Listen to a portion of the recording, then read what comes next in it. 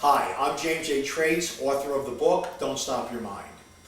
Frequently, I will explain to people that the reason why you're not aware of your soul in larger dimensions is because your soul exists in a larger dimensional framework.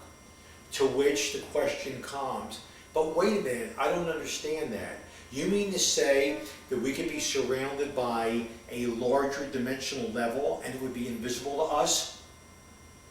I'll sometimes give this example.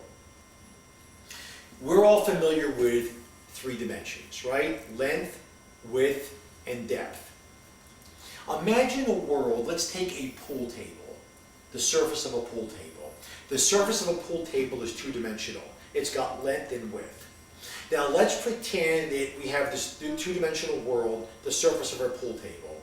Well, the balls on the table don't look like balls at all. They look like flat discs. Because remember, the inhabitants of that two-dimensional world can only see with two-dimensional vision. And there are philosophers, pundits, and scientists in this two-dimensional world. Along comes a very philosophical disc in this two-dimensional world on the surface of our pool table and says to his fellow creatures, I believe that there is more to us than meets the eye. I believe that we live in a greater dimension. I had a vision that we're not discs at all. We're wonderful, beautiful spheres. And this poor disc was laughed at.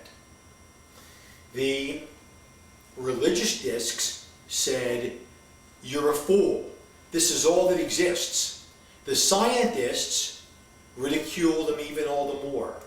We have taken our two-dimensional telescopes and our two-dimensional measuring devices, and we have scoured the entire world, the surface of that pool table, and we have discovered that only two dimensions exist, and that all that exists are us, these flat discs.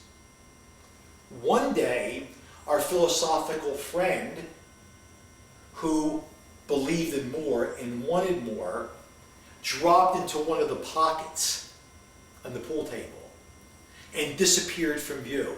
Where did he go? He fell into the third dimension. Now he realizes he's not a disc at all, he's a sphere. It's not that he stopped being the disc was only a part of his greater self.